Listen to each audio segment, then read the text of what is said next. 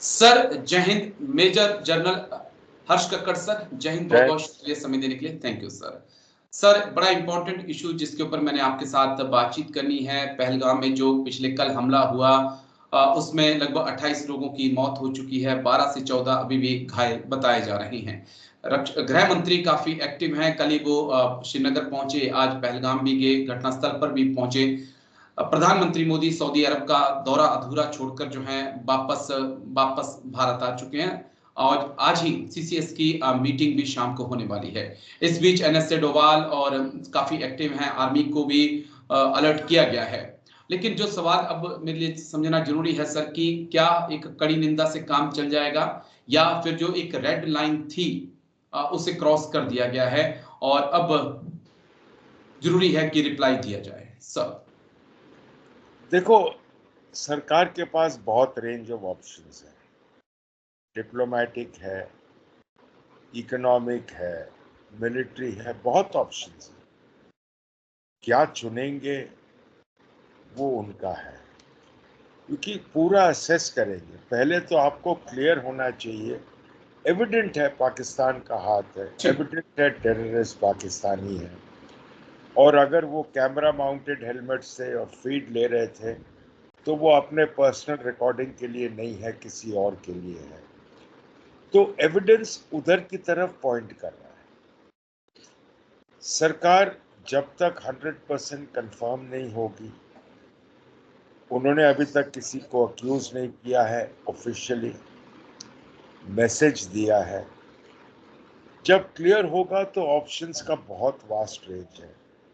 अब उसको डिस्कस करना कि आर्म्ड फोर्सेस ऑप्शंस क्या है क्या नहीं है, मेरे ख्याल वो गलत होगा, खास तौर पे मीडिया नेटवर्क। पर ये है कि सरकार को दिखाना पड़ेगा कि भाई कहीं पे कोई हद है जो क्रॉस हो गई है। हो सकता है कि जिन्होंने प्लान किया उन्होंने इतनी ज़्यादा कैजुअलिटीज नहीं एक्सपेक्ट करी होंगी, पर हो गई हैं। अब जिम्मेवारी उनकी है और प्राइस उनको पे करना पड़ेगा। किस प्रकार मैसेज देंगे, दो तीन चीजें इसमें बड़ी क्लियर आ गई हैं।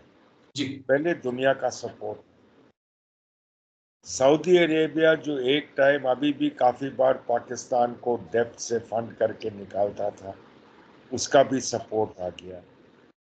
फैक्ट था कि पीएम मोदी सऊदी अरेबिया के क्राउन प्रिंस के साथ बैठे थे जब ये हुआ। ये एक बहुत गलत समय चुना। अगर उनको उनका प्रोग्राम वहां पे छोड़ के वापस आना पड़ा तो ये इंसल्ट सऊदी अरेबिया का है और ये इंसल्ट पाकिस्तान में दिया है। तो अभी तक अगर पाकिस्तान सोच रहा था कि उनको सऊदी का सपोर्ट है, वो एक बहुत गलत काम है। तो ये जो असर आया है और ये दुनिया का जो सपोर्ट मिला है, इसमें इंडिया के रेंज ऑफ ऑप्शंस खुल सकते हैं। ओके। जब बालाकोट हुआ था, दुनिया कोशिश कर रही थी इंडिया को बताना कि कूल डाउन करो।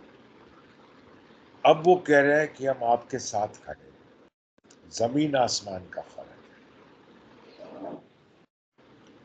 तो ये जो मैसेजिंग है ये बहुत क्लियर है। अब सरकार किस प्रकार लेगी, ये हम सरकार के ऊपर छोड़ देते हैं, लेकिन सोशल मीडिया पे इस वक्त जनरल मुनीर बहुत ज्यादा चर्चा में है सर। जो हाल ही में उन्होंने एक बयान दिया था कश्मीर को लेकर, उसे इस अटैक से जोड़ा जा रहा है कि जो नफरत उनके दिल में, क्योंकि जो नफरत दिखी कि हिंदुओं के प्रति क्या उनकी सोच है, और जो इस आतंकी हमले से निकल कर चीजें आ रही हैं कि वहां पर भी आपसे पूछा गया कि क्या आप हिंदू हैं, क्या आपको कलमा पढ़ना आता है, तो इसको उससे जोड़ा जा रहा है। क्या ये जो पूरी साजिश है, क्योंकि आईएसआई चीफ भी जनरल मुनीर रह चुके हैं, और उसी वक्त पुलवामा भी हुआ है, जहां तक मैं सही हूं, जहां तक मुझे याद है कि यही आईएसआई चीफ थे उस वक्त। तो क्या इन दोनों कड़ियों को कनेक्ट किया जा सकता है सब? देखो चंद दिन पहले क्या हुआ था मुशीराबाद, जी ये उससे पहले आसिम मुनीर का कमेंट, पाकिस्तान क्या अटेम्प्ट कर रहा है? पाकिस्तान के जो स्ट्रेटजी, जो उनके स्ट्रेटजिस्ट है, उनके दो स्ट्रेटजीज हवा में घूमती है। एक, इंडिया में अगर इंस्टेबिलिटी है तो पाकिस्तान सीखे।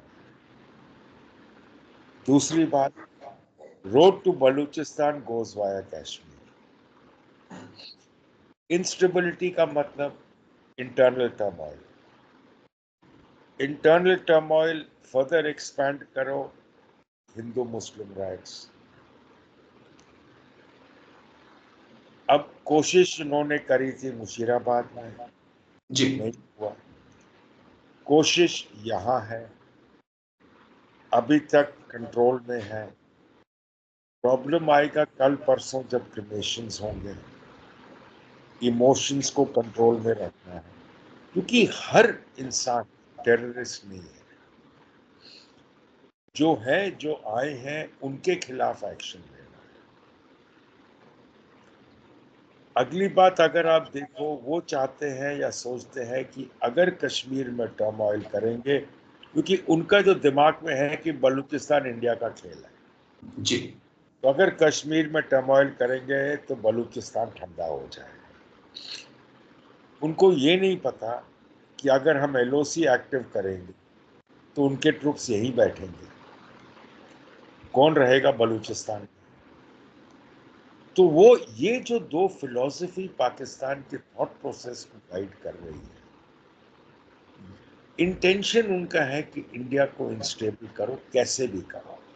इंडिया मिलिटरीली ग्रो कर रहा है, इकोनॉमिकली पावरफुल नेशन है, हर देश का प्रधानमंत्री इंडिया भाग रहा है। पाकिस्तान में महीने में 2 महीने में एक कोई पैदा सा कोई आएगा या कोई चुना है। तुक्का वुक्का कहीं शक्ल दिखा के चले जाएगा। इधर एक के बाद एक लाइन लगी हुई है, तो फर्क है दोनों देशों के। ठीक सर। हाँ, एक पॉइंट और, क्योंकि लगातार पाकिस्तान को ही लेकर बातचीत हो रही है, लेकिन मुझे लगता है कि क्या हमें अपने गिरवान में भी झांकना होगा सर। पहलगाम तक लोग अगर पहुंच रहे हैं, डोडा कठुआ तक अगर आतंकी पहुंच रहे हैं और यहाँ पर मिलिटेंट अटैक हो रहा है, तो क्या हम 3 दशक में अथक प्रयासों के बाद भी क्या उन स्लीपर सेल को आज तक नहीं पकड़ पाए हैं सर? क्योंकि बिना स्लीपर सेल के यहाँ तक पहुंचना, इतना बड़ा आतंकी हमला होना, मुझे लगता है इम्पॉसिबल है सर। कोई तो है जो इनकी मदद कर रहा है। देखो, स्लीपर सेल्स को लोकेट करना आसान नहीं है, क्योंकि वो पब्लिक डोमेन में नहीं है। आए हुए हैं, चुप बैठे हुए हैं, एक बार उनका इस्तेमाल हुआ। जहां तक हो सके, अगर आप देखो, NIA, state security, state police नहीं, स्टेट इंटेलिजेंस, सेंट्रल इंटेलिजेंस, हमारे लोग सब पड़े हुए हैं। जब सिक्योरिटी फोर्सेस पेट्रोलिंग हो या स्लीपर सेल्स को तोड़ने से 200 अटैक रोक देते हैं तो कोई कुछ कहता नहीं। जी, जब एक इंसिडेंट होता है तो सब उंगली पॉइंट करते हैं कि फेल हो गया।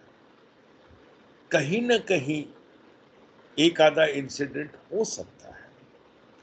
आप चाहे जितने रोको, आपने हजारों रोके होंगे, अगर इतना काम सिक्योरिटी फोर्सेस और स्टेट इंटेलिजेंस और सेंट्रल इंटेलिजेंस एजेंसीज नहीं कर रहे होते, क्योंकि आपको लगता कि इतने महीनों में कुछ नहीं हुआ होगा। क्या हो सकता है कि इतने महीनों में एक अटैक भी नहीं हुआ? ये सब रुके हैं क्योंकि लोग लगे हुए हैं। जो एक्शंस ले रहे हैं, जो एनकाउंटर्स हो रहे हैं, वो सब रोक रहे हैं। एक अगर इंसिडेंट हो गया, इसका मतलब ये नहीं कि पूरा अपैरेटस फेल है। कभी उनको आपने दावा दिया है कि कंग्रेचुलेशंस बोला है कि आपने हजारों को रोका अपने एक्शन के साथ? नहीं। फिर हम लोगों के पास क्या राइट है कि उनको ब्लेम करो जब एक इंसिडेंट होता है? ठीक सर, एक पॉइंट और हम इस तरह जी, से फेयर हो रहे हैं दोनों तरफ से। क्योंकि एक चीज और आ रही है कि 1 और 7 अप्रैल के बीच में इस जगह की रैकी आतंकियों के द्वारा की गई थी। खबरें ऐसी हैं कि उसके बाद एक खुफिया इनपुट भी था कि आने वाले वक्त में ये हमला हो सकता है, और जनरल मुनीर के लेक्चर के बाद तो और आशंका बढ़ गई थी। उस बीच इतने टूरिस्ट का वहां पर पहुंचना, लेकिन आसपास में किसी सिक्योरिटी का नजदीक में ना होना, क्या सवाल तो खड़े होंगे सर? देखो, ये कुछ इलाके हैं, अब ये जो इलाका है ये पॉसिबली सीआरपीएफ और जे.एन.के पुलिस का है जी। उन्होंने उधर से किस समय आ गए निकल गए होंगे। कुछ इलाके हैं जहाँ पे फिक्स टाइम पे मूवमेंट होता है, कुछ इलाके हैं जहाँ पे कोई और मीन्स ऑफ सर्विलेंस होता है। अब टूरिस्ट अगर डल लेक में है, ये तो नहीं कि डल लेक के अंदर चारों तरफ से पूरा घेर के सिक्योरिटी फोर्सेस होंगी, किसी दिशा से भी हो सकता है। सो ये है कि होना किसी ना किसी को चाहिए था, पर इसमें कोई फिक्स रूटीन है, कोई सिस्टम क्या है इनका? आपके पास उतने ही लोग हैं सिक्योरिटी के लिए, और ये तो नहीं कि हर इलाका हर इंच ग्राउंड का कवर होगा या हर जो टूरिस्ट स्पॉट है वो कवर होगा, तो कहीं से कुछ ना कुछ होगा। ठीक है सर। बस आखिरी और पॉइंट, क्योंकि पॉसिबली उनको पता होगा कि कितने बजे आए गए या किस दिन आए गए। मॉनिटर तो कोई कर ही रहा होगा टेररिस्ट लोग से। हाँ, कोई तो है जो इन्फॉर्मेशन दे रहा था। शाम को कैबिनेट कमेटी ऑन सिक्योरिटी की मीटिंग है सर, गृह मंत्री भी लौट रहे हैं, वो भी शामिल होंगे। क्या इसके बाद एक मंथन विचार होगा कि अब आगे क्या करना है सर? ऑप्शंस डिस्कस होते हैं कि असली में पहले तो क्लियर होना चाहिए कि क्या इन्वॉल्वमेंट है, किस प्रकार है, क्या इन्वेस्टिगेशन है। ये सिर्फ ऑफेंसिव एक्शंस के लिए नहीं है, ये पूरा सिक्योरिटी असेस करेंगे क्या हुआ, अगर कोई कमी पेशी थी क्या थी, क्या इन्वेस्टिगेशन बता रहा है, किस तरह फिंगर्स पॉइंट हो रहे हैं, किस प्रकार से रिएक्ट करना चाहिए, किसका सपोर्ट चाहिए, पूरी कहानी इसको पूरा डिटेल में डिस्कशन होगा। चाहे हमको जो नेशनल पब्लिक है एक सेंटेंस या 2 सेंटेंस या एक छोटा सा ब्रीफ मिलेगा, बाकी जो अंदर डिस्कस हुआ वो सरकार के साथ ही है। ठीक है सर, और उसके बाद ही कुछ फैसला होगा। लेकिन थैंक यू सर, आप आए और इस बेहद संवेदनशील मुद्दे पर बात रखी। पूरे देश में कार्रवाई की, एक्शन की मांग है, लेकिन चलिए देखते हैं प्रधानमंत्री मोदी, गृह मंत्री अमित शाह और रक्षा मंत्री क्या फैसला लेते हैं। लेकिन थैंक यू सर, आप आए और इस मुद्दे पे बात की। Thank you. जय हिंद सर। Thank you. जय हिंद।